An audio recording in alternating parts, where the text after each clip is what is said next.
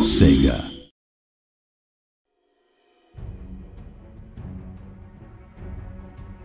Hello and welcome to the Battle Magic Spotlight for Total War Warhammer.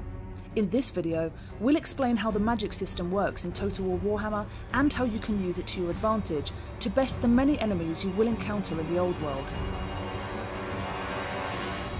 On the battlefield, characters use power from their winds of magic to cast their spells.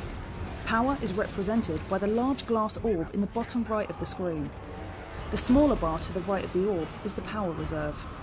The power reserve does not recharge. However, depending on how you've upgraded certain magic users, they can use abilities that give a small boost to the power reserve, giving you just that little extra bit to get off a spell in a time of need.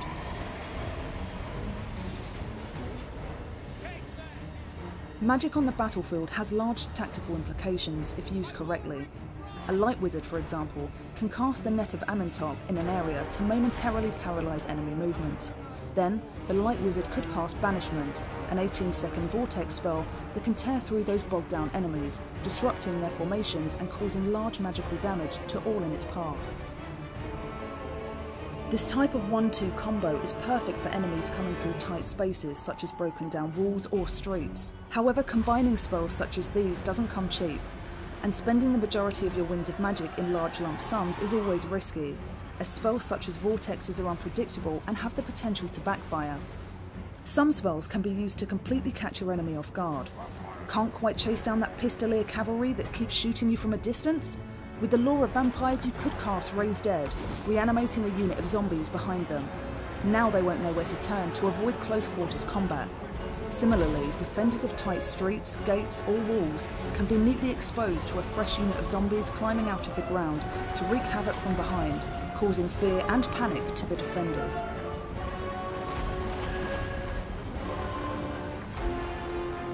The Winds of Magic isn't all about who has the bigger spell, rather, it rewards those with the deepest knowledge of units on the battlefield. Each law has a variety of hexes and buffs that can be cast on individual units or in large areas. If your particular army or unit is vulnerable to something, you can usually counter it with some sort of spell. Walk or Fix It from the Law of the Little War causes a minus 24% to speed and a minus 18% to charge bonus in a 30-metre radius. This is a perfect example of a charge defence spell. Best used when a cavalry charge is incoming.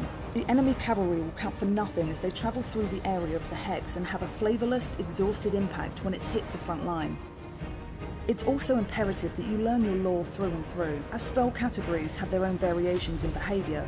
Taking vortexes, for example, Chain Lightning is a strong damage-dealing spell. The Purple Sun of Xeris does less damage, but is more of a disruptor, pulling units out of formation and hurling them around the battlefield. Wind of Death is a straight line vortex that will ricochet off walls, giving it a large damage spread. These variations in behaviour can have a huge impact on the battlefield, so studying the lore you're using is key to victory.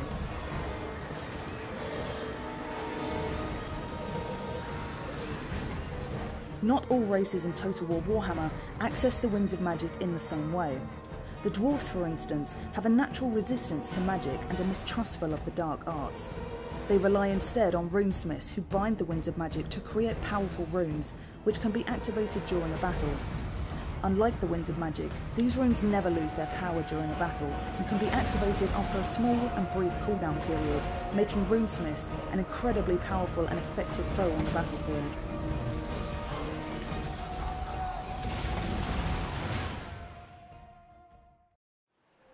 The Winds of Magic in a province change the availability of magic in any battle fought there. Strong winds hand an advantage in battle to any units that cast spells.